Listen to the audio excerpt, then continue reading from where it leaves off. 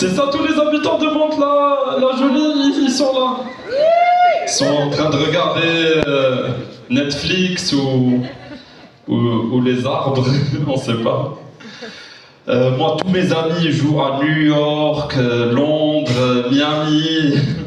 Moi, je joue à Mantes-la-Jolie. Bienvenue à Mantes. Évry-Courcouronnes, il y a 2 jours. Il y a 2 jours, j'ai pris le train pendant 1 heure comme pour venir à Mantes. C'était à Évry-Courcouronnes pour jouer dans un centre commercial devant des gens qui passent, qui mangent et tout. Et voilà. Et en 2018, j'ai joué à Brazzaville. C'est vrai, c'était super bien. Franchement, c'était une super expérience. Tous mes amis du Congo, ils m'ont demandé de leur ramener plein de trucs et tout. Ils m'ont pris pour la poste. Non, c'était super, les médicaments contre le paludisme, t'as mal au ventre, tu manges, tu tombes malade et tout, c'était trop... Non, c'est pas vrai, c'était super bien, j'ai vraiment kiffé. Merci beaucoup à Lauriane, vous pouvez l'applaudir, parce que c'est elle qui gère tout seul et il y a des gens qui l'aident et c'est super. Ça va vous allez bien? Qu'est-ce que vous faites là? Arrêtez, je suis gêné. Ben moi, comme vous pouvez le constater, je suis pas humoriste. Lauriane, elle s'est trompée. Je viens parce que je l'aime bien. Moi, je suis étranger.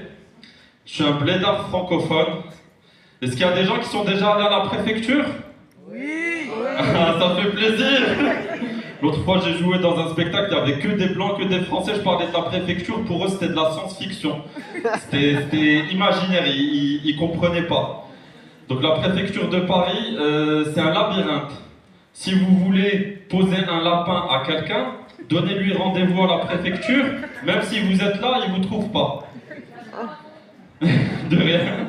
Avec plaisir, vous avez le droit de parler, de participer, c'est un moment convivial. Donc la préfecture, moi j'arrive pour demander la carte de séjour humoriste. Donc j'arrive à la préfecture. Voilà, préfecture, comme je vous ai dit, c'est un labyrinthe, il y a des salles rouges, vertes, jaunes, il y a des salles Asie, Papouasie. Moi j'arrive en salle noire et arabe, toute l'Afrique au même endroit. On aurait dit les soldes ou la CAF un jour de paye.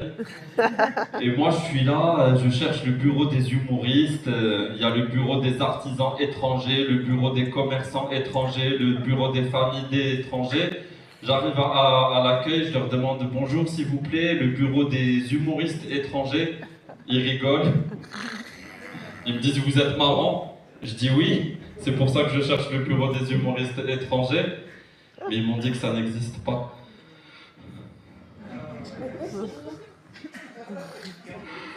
Désolé, à chaque fois que j'en parle, ça m'angoisse, ça me met mal.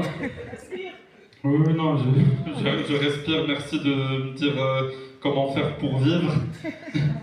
Ils m'ont proposé 2 solutions. Soit de venir sans papier en France, soit prendre des papiers marocains et retourner au Maroc. Comme vous pouvez le voir, je suis encore là. Ça va, Mantes-la-Jolie, c'est cool quand je joue dans d'autres quartiers ou d'autres villes.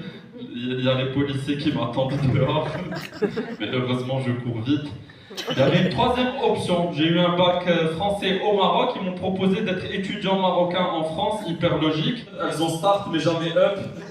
Du coup, j'étais tout le temps dans la merde. J'ai ruiné ma famille, mes associés. On était à la rue. Et là, je me suis dit, bon, il faut que je trouve une solution. Je me mets à mon compte. Je vais à la préfecture, je fais une carte de séjour auto-entrepreneur étranger. On ne change pas une équipe qui perd. Donc voilà, moi dans ma tête, auto-entrepreneur, tu cherches des clients, tu fais des prestations et on te paye. C'est logique. La réalité, tu galères à trouver des clients, tu fais des prestations et on te paye pas. Du coup, j'étais toujours dans la merde. Il faut payer les factures, manger et tout. Moi, comme vous pouvez le voir, je suis costaud, mais je ne sais pas me battre. Donc j'ai metté des mauvais avis sur Google. Mais pas avec mon vrai nom, je mettais Jean-Jacques et je mettais que des mauvais commentaires et tout. Sauf que ça me ramenait toujours pas l'argent. Du coup, j'étais toujours dans la merde.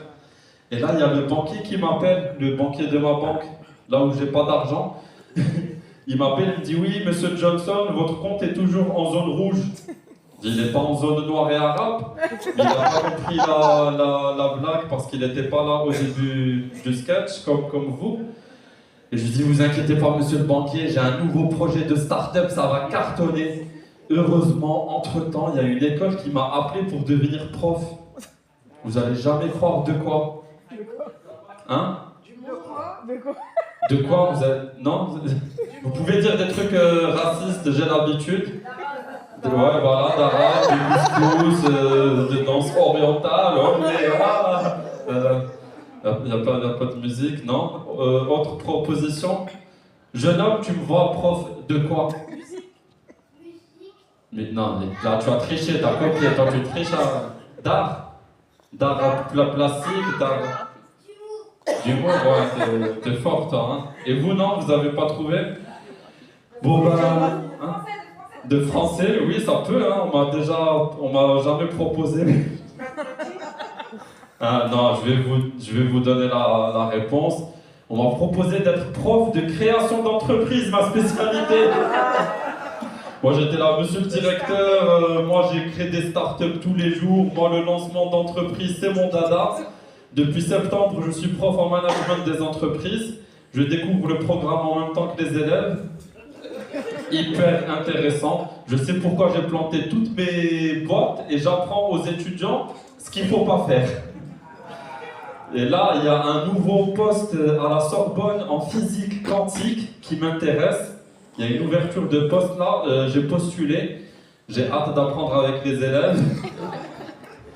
Mes amis français, ils me disent « Ouais, Mehdi, t'es un mytho. » Je suis pas un mytho. Si? On sait pas. Non, moi je leur ai dit, c'est juste, je suis pas un mytho, wallah billahi. C'est pas que je suis un mytho, moi c'est juste que je sais pas dire non. Moi je sais, non, je sais pas dire, je sais dire que oui. Vous êtes un mytho. Ben, donc moi je dis oui, après je trouve des solutions. Et là il y a les... vous connaissez là les entrepreneurs, les coachs sportifs, ils sont tous là. Sors de ta zone de confort, sors! Ah ouais. Mais pour sortir de ta zone de confort, faut en avoir une. Moi, ça fait 18 ans que je suis en France, je cherche ma zone de confort, j'ai pas trouvé. Donc moi, si je trouve ma zone de confort, moi je reste, hein, je suis confortable, hein. Moi je sors pas. Hein. Ah oui, oui. Donc si un jour vous me croisez et que je fais une conférence sur la programmation neurolinguistique, que je suis astronaute ou président d'un pays africain, je suis pas un imposteur. Je vous jure, je cherche juste ma zone de confort. Merci beaucoup. Oh là là.